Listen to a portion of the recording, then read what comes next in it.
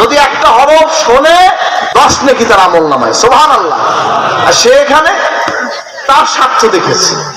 সলিহিনকে পীরদেরকে বলতে হবে, সাহাবায়ে কেরামদেরকে বলতে হবে, আউলিয়া কেরামদেরকে বলতে হবে, ইমামদেরকে বলতে হবে। সলিহিন কি দরজা বন্ধ না কিয়ামত পর্যন্ত জারি? বলেন, দরজা বন্ধ না কিয়ামত পর্যন্ত জারি? শহীদ, গাজী, এই যে কিয়ামত পর্যন্ত মানুষ যার হকের উপরে থাকবে, বাতিলের বিরুদ্ধে যুদ্ধ করবে, জিহাদ করবে, হাজির শাহাদাত বরণ করবে, তারা শহীদদের কাতারে থাকবে। বলেন না সুবহানাল্লাহ। এটা কিয়ামতে জারি থাকবে। সলিহিন, সাহাবায়ে কেরাম, সলফে সালিহিন, আউলিয়া কেরাম, বুজুর্গদ্দিন, তারা উলিল আমর। বলেন আলহামদুলিল্লাহ। আমরা কার ইত্তেবা করব? আল্লাহ তো রাস্তা দেখাইতেছে। এখন আমরা নতুন নতুন বিষয় বানাইয়া বলি যে এটা এটা না, এটা এটা না, এটা এটা না। হাজিরিন, আমাদের একটা লক্ষ্য থাকবে, আমরা কার ইত্তেবা করব, ঠিক কিনা বলেন? যারা এর আকীদার মধ্যে ত্রুটি আছে, গন্ডগোল আছে, অনেকে ওয়াজ করে যে একটা যদি খারাপ থাকে আর 99 যদি ভালো থাকে, তাই 99টা নেন। ঠিক আছে, তাহলে দুধের মধ্যে 1 ফোঁটা পেশাব দিয়ে দিই, ওটা তুমি খেয়ে ফেলো। কথা বলেন না কেন? আকীদার মধ্যে যদি কারো গলদ থাকে, তাকে গ্রহণ করা যাবে কি? যাবে? মৌলিক আকীদা, জনৈক ব্যক্তি আকীদা পোষণ করছে।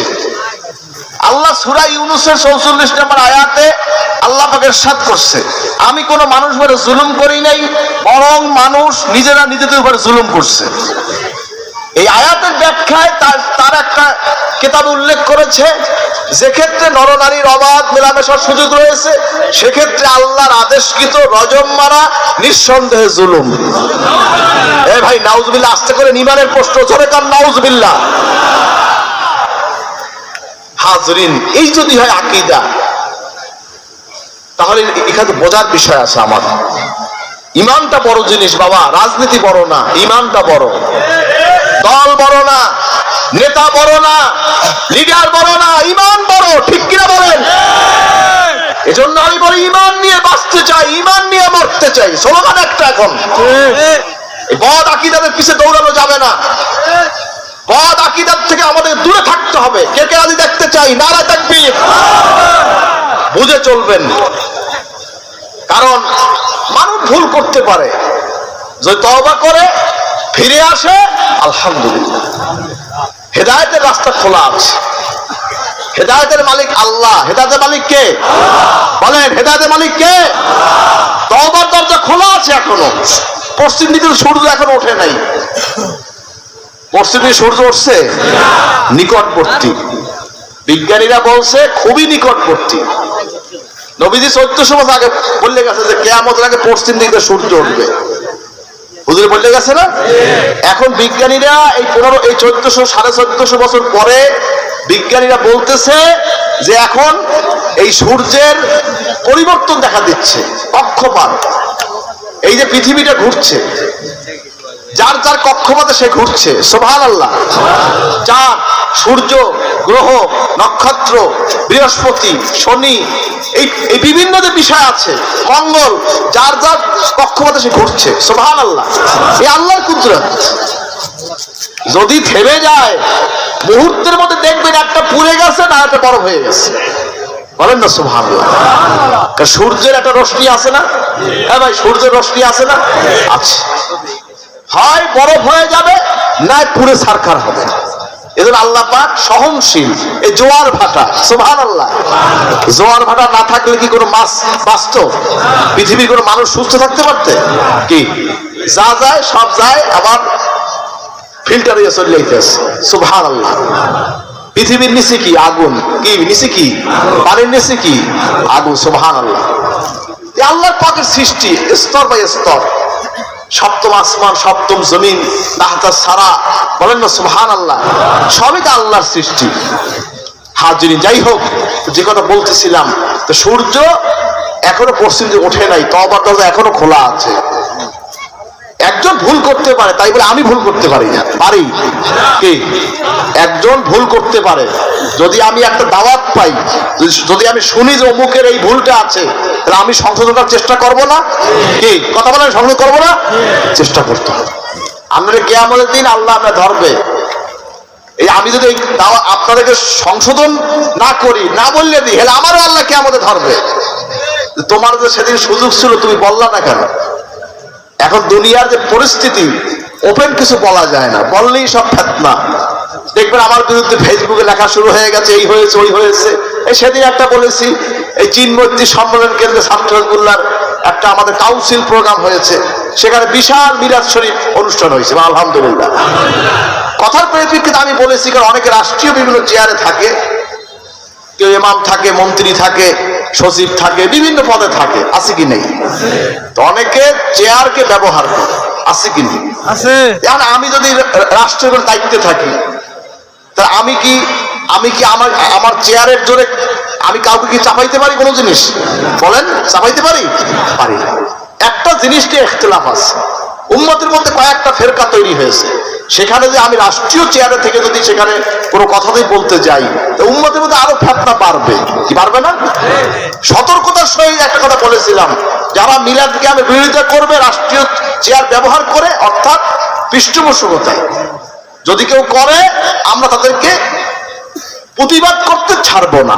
কথাটা কিন্তু এইটা কথা কি, অর্থাৎ যদি কেউ নবীজির বিরুদ্ধে বলে, মিলাদের বিরুদ্ধে বলে, কিয়ামের বিরুদ্ধে বলে, আমি চুপ করে বোবা হয়ে থাকবো নাকি? আমরা প্রতিবাদ করব, প্রতিবাদ করতে ছাড়বো না, ঠিক কিনা বলেন?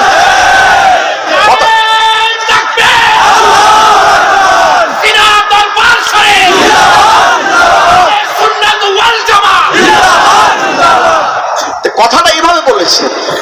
এখন আমার বিরুদ্ধে ফেসবুকে দেখবেন, খুললেই দেখবেন আমার বিরুদ্ধে এখন কথা বলা শুরু হয়ে গেছে। এতদিন আমাদের মোবাল্লেকদের বিরুদ্ধে বলেছে, এখন আমাকেই ধরেছে। ধরো, কোনো সমস্যা নেই। আল্লাহ নবীর মহাব্বতে যদি আমার গাল খাওয়া লাগে, খাবো, অসুবিধে নেই, সমস্যা নেই। আমি তো কেউ মারি নেই, আমি তো আঘাত করি নেই, আমি প্রতিবাদ করেছি। তো জবানটাও আমার বন্ধ করে আমাকে মানে প্রতিবাদ করার ক্ষমতা দিবে না, ঠিক আছে? ঘৃণা করলাম, ঘৃণা করলাম, তোকে ধিক্কার জানাই, ঠিক কিনা বলেন? হাজরিন, কথা হচ্ছে এরকম। এজন্য যে কথা বলতেছিলাম, যে এখন ফেতনার জামানা, এজন্য ওপেন কিছু বলা যাচ্ছে না। কথা বলবো, এসবাই বুঝে নেবেন। ইসলাম সাইন করতে ইসলাম হয় না, সঠিক আদর্শ আকীদার নামই হলো ইসলাম, ঠিক কিনা বলেন? রাসূল পাক সাল্লাল্লাহু আলাইহি সাল্লাম যে ইসলাম, যেই দ্বীন আমাদের দিয়ে গেছেন, আমরা সেইটা নিয়ে থাকতে চাই, সেইটা নিয়ে বাঁচতে চাই। কে কে চাই? নারায়ে তাকবীর। আল্লাহ কবুল করবো, আমিন। আমার এতটুকুই কথা, কারণ আকীদা বিরোধী সব চলছে, বড় বড় স্কলার, বিশাল ব্যাপার স্যাপার, লক্ষ লক্ষ মানুষ হয়। মনে রাখবেন, লক্ষ লক্ষ মানুষ দিয়া ইসলাম, শরীয়ত, হক প্রমাণ করা যায় না, ঠিক কিনা বলেন? হকের বাতি নিবু নিবু করিয়া জ্বলে। এই আমরা গ্রাম অঞ্চলে মাহফিলে আসি, আপনারা দাওয়াত দেন, মুসাফিরি হালে আমরা থাকি, আসি আপনাদের কাছে। এই ডাক্তার সঙ্গে বললাম যে আমরা তো মুসাফির, রাস্তা রাস্তা থাকা লাগে আমাদের, আজ রাস্তাটা ভালো না, আমি রাখতে যাওয়া লাগবে। আমারে কইতেছে যে ইনশাল্লাহ আমি যদি দায়িত্ব পাই, রাস্তা হয়ে যাবে ইনশাল্লাহ। আল্লাহ কবুল করবো, আমিন। হাজরিন, কথা হচ্ছে যে আমরা তো এভাবে করে করে আমরা তো আর আমাদের এত প্রকাশ করার কিছু নাই, জাহের করার কিছু নেই। সরসিনার ক্ষমতা দেখানোর দরকার নাই, সরসিনার শোডাউন করার দরকার নাই। সরসিনা যদি ঢাকায় ডাক দেয়, কি হইতে পারে তো ধারণা আছে আপনাদের? আলহামদুলিল্লাহ, কি আছে না নাই? আলহামদুলিল্লাহ। আমাদের এত কিছু দরকার নেই, আমরা নিরিবিলি খেদমত করছি, আল্লাহর রাস্তায় চলছে, আলহামদুলিল্লাহ। জোরাজুরি করি না, যার যাবত আছে করুক না, আমাকে নিয়ে এত টানাটানি করো কথা, দরকার দেখে। আল্লাহ পাক তাদেরকে হেদায়েত করবো না, আমিন। যাই হোক, তো কথা হচ্ছে এগুলি বুঝবেন। ইসলাম আল্লাহ পাকের মনোনীত জীবন ব্যবস্থা। নবীজি বিদায় হজের ভাষণে হুজুর কি বললেন? তারাক্তু ফীকুম আমরাইন লান তাদিল্লু মা তামাসসাকতুম বিহিমা, কিতাবাল্লাহি ওয়া সুন্নাত রাসূলিহি। বলেন সুবহানাল্লাহ। হুজুর বললেন, আমি তোমাদের মাঝে দুইটা জিনিস রাখা গেলাম, যদি তোমরা আঁকড়াইয়ে ধরিয়ে রাখতে পারো, পথভ্রষ্ট হবে না। একটা হলো আমার কিতাব, আল্লাহর কিতাব কোরআন, আর একটা হচ্ছে আমার সুন্নাহ। বলেন আলহামদুলিল্লাহ। এই জন্য আমরা অনুসরণ করি, ফলো করি। এইটাই আমাদের সঠিক রাস্তা চিনার মূল জিনিস হচ্ছে কোরআন এবং নবীজির সুন্নাহ। হাজরিন, কথা বুঝবেন, ঘাড় দিয়ে মাথা দিয়ে ঠেললে হয় না বাবা। এই যে সাহাবায়ে কেরাম, আজকে আমাদের দেশে মাযহাব নিয়ে অনেক ইখতিলাফ আছে কি নেই? আমি বুঝি না, আমার বুঝে আসে না। ইমাম আবু হানিফা রাহমাতুল্লাহ আলাইহি, যিনি আমাদের ওস্তাদ, মাযহাবটা কি বোঝা দরকার আছে না নেই? কোরআন শরীফের একটা আয়াত নাজিল হয়েছে, যেমন বিভিন্ন বিষয়, ওযুর আয়াত আছে না? ওযুর আয়াত আছে না? কি এই যে চারটে ফরজ হয়েছে, আয়াত আছে না? ফাগসিলু উজুহাকুম ওয়া আইদিয়াকুম ইলাল মারাফিক ওয়ামসাহু বিরুউসিকুম ওয়া আরজুলাকুম ইলাল কাবাইন। বলেন না সুবহানাল্লাহ। হাজরিন, এখন আমরা কোন পর্যন্ত ধরবো? কি এর বিষয় আছে কি নাই? কি কতটুকু ধোবেন, কি করবেন? এবার ওযুর মধ্যে আরো তো বিভিন্ন বিষয় আছে কি নাই? এই যে কাপড় ধৌত করা, ওযু করা, তায়াম্মুম করা, বিভিন্ন বিষয় আছে।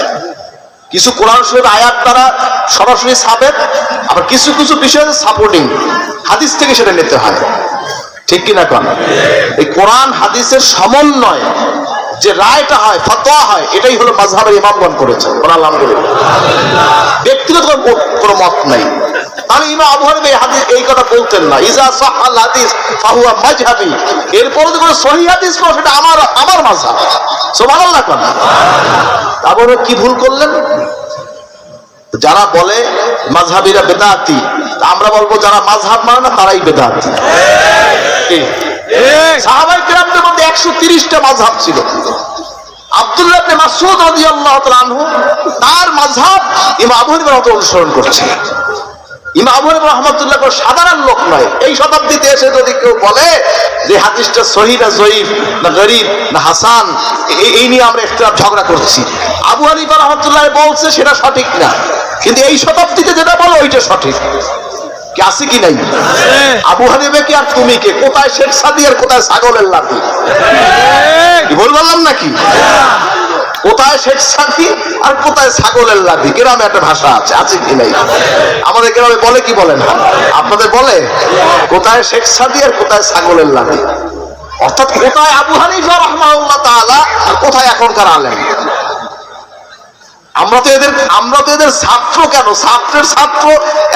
10 পুরুষ ছাত্রের যোগ্যতা আমার নেই, এত জুতা পাবেন না যোগ্যতা আমার নেই। সে আবু হানিফা রাহমাতুল্লাহ আলাইহি, তার উস্তাদ ছিলেন আনাস ইবনে মালিক, যিনি নবীজির 10 বছরের খাদেম ছিলেন। সাহাবী, 10 বছরের খাদেম। তার ছাত্র হয়েছে ইমাম আযম আবু হানিফা রাহমাতুল্লাহ আলাইহি। আজকে তাকে যদি আমরা অবজ্ঞা করি, তাহলে এর তো তহমত ছাড়া আর কিছু হবে না। এজন্য আমি সকলকে অনুরোধ করবো, আকীদা ঠিক করা দরকার। আমল কম হইলেও সমস্যা নাই, আখলিস দীনাকা ইয়াকফিকাল আমালুল কালিল। নবীজি ইরশাদ করছেন, অল্প আমল নাজাতের জন্য যথেষ্ট হবে। বলেন না সুবহানাল্লাহ। কিন্তু যদি ঈমানের মধ্যে গন্ডগোল হয়, আকীদায় গন্ডগোল হয়, আল্লাহর হাবিব সম্পর্কে, সাহাবায়ে কেরাম সম্পর্কে, তাবিঈন সম্পর্কে, তাবে তাবিঈ সম্পর্কে যদি গন্ডগোল বাইতে যায়, সব জায়গায় গন্ডগোল হয়ে যাবে। এজন্য আমি সকলকে অনুরোধ করছি, দলের পূজা কেউ করবেন না, ব্যক্তির পূজা কেউ করবেন না। আমরা ইবাদত করি আল্লাহর। কার ইবাদত করি? ওয়াবুদ রাব্বাকা হাত্তা ইয়াতিয়াকাল ইয়াকিন।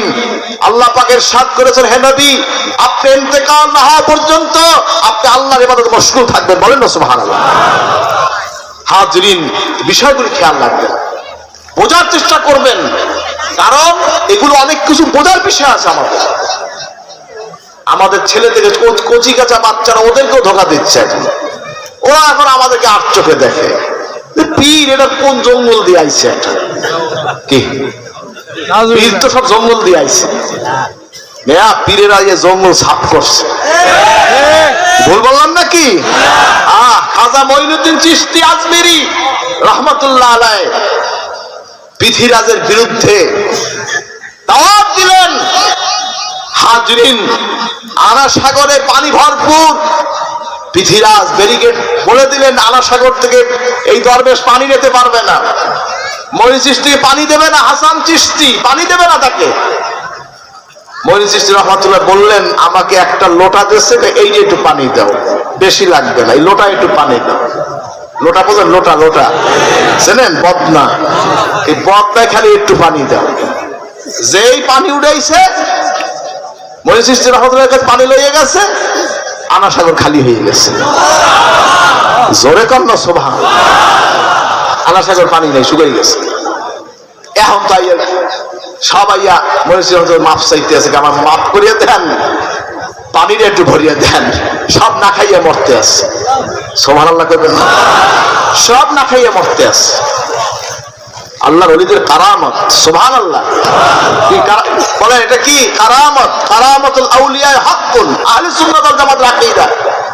কারামত কি? হক। কারামত কি? হক। হাজরিন, নবীদের থেকে যে অলৌকিকতা প্রকাশ পায় সেটাকে বলে মুজিজা। বলেন কি বলে? মুজিজা। আউলিয়া কেরামদের থেকে প্রকাশ পায়, সাহাবায়ে কেরাম, আউলিয়া কেরাম, সেটা হইল কারামত। আর কাফের মুশরিকদের যে জাদুর মাধ্যমে যেটা প্রকাশ পায় সেটাকে বলে ইস্তেদরাজ। কি বলে? ইস্তেদরাজ। এখন মরিজতুল্লাহ আলাইহি কি করছে? ওরা ক্ষমা চাওয়ার পরে পানিটা আবার নিজ হাতে ঢালিয়ে দিলেন। লোটার পানি আনায় ফেলছে, ভরপুর হয়ে গেছে পানিতে। সুবহানাল্লাহ।